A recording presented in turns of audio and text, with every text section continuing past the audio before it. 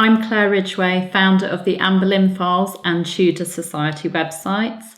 I'm also author of several history books, including this one, On This Day in Tudor History. Now, for today's On This Day in Tudor History video, I'm actually going to share with you two events that I've written about in my book. I've only just sort of mentioned them, I haven't gone into detail, and I thought I'd go into just a little bit more detail on these two events, which took place on the 2nd of January in the Tudor period. Now, the first event did not take place in England, it actually took place in Spain. On the 2nd of January 1492, King Boabdil, who was also known as Abu Abdallah Muhammad XII, he was Sultan of Granada, which was in southern Spain, and he surrendered Granada to the forces of King Ferdinand II of Aragon and Queen Isabella I of Castile, following months of siege. So Granada had been put under siege by the Catholic monarchs, and finally King Boabdil surrendered to them. Now, this was a very important event because Granada had been the final outpost of Al-Andalus, which was the part of the Iberian Peninsula governed by the Moors. But now it had been conquered or reconquered by the Catholic monarchs as the final act of what's known as the Reconquista, the reconquering of Spain. This had been a campaign that had been running in Spain, in the Iberian Peninsula, since the 1200s. So obviously Ferdinand and Isabella weren't around then, but it had been this campaign that had been running since then to get rid of the Moors from Spain. Now, following his surrender, Ferdinand and Isabella seized the Alhambra, which was the beautiful palace and Moorish fortress, which you can still visit today. It is incredibly beautiful. And they flew their royal banners from the fort and then made the palace complex their home. And their daughter, who we know, who's very famous in the Tudors, their daughter Catherine, who's known as Catherine of Aragon, she actually lived there with them until 1501, which was when she left Spain to travel to England to marry the eldest son of King Henry VII, who was Arthur, Prince of Wales.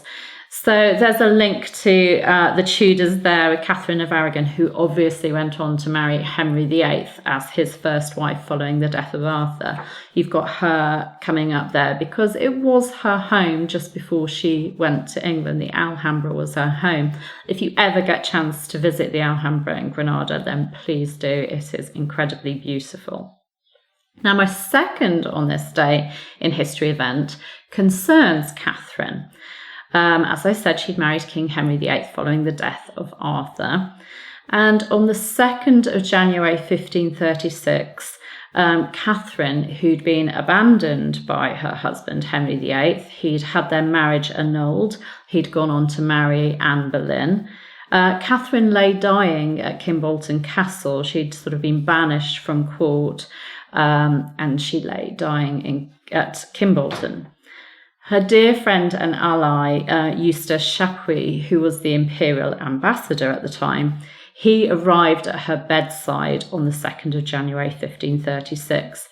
He'd travelled immediately on hearing news of her decline. He'd immediately got on his horse and made his way to her bedside. He was obviously very worried about her. He then recorded his visit. He spent 4 days with the sickly queen. He then recorded his visit in a letter to Emperor Charles V, who was actually Catherine's nephew. He wrote, "After making my reverence and kissing the Queen's hand, she was pleased out of sheer kindness and benevolence, and without any occasion or merit on my part, to thank me for the many services which she said I had rendered her on former occasions, as well as the trouble I had taken in coming down to visit her, at a time too when, if it should please God to take her to himself, it would at least be a consolation to die, as it were, in my arms, and not all alone like a beast. He goes on to say that he gave her all possible hope of a speedy recovery, and he also gave her hope of being moved somewhere a bit more comfortable than what was a very sort of drafty, cold castle, somewhere that wasn't comfortable for a dying woman and someone who had been queen.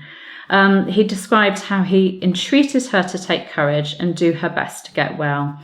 If not entirely for her own sake, I said she ought at least to consider that on her recovery and life depended in a great measure the union, peace, and welfare of Christendom. So he did all he could to comfort the dying queen and to sort of give her hope and to try and sort of rally her. He visited her every afternoon for 2 hours at a time over a period of 4 days. And he finally left for London on the 6th of January 1536. He believed her to be on the mend. She seemed to be rallying. She seemed to be doing well. And he only left her because he thought she was getting better.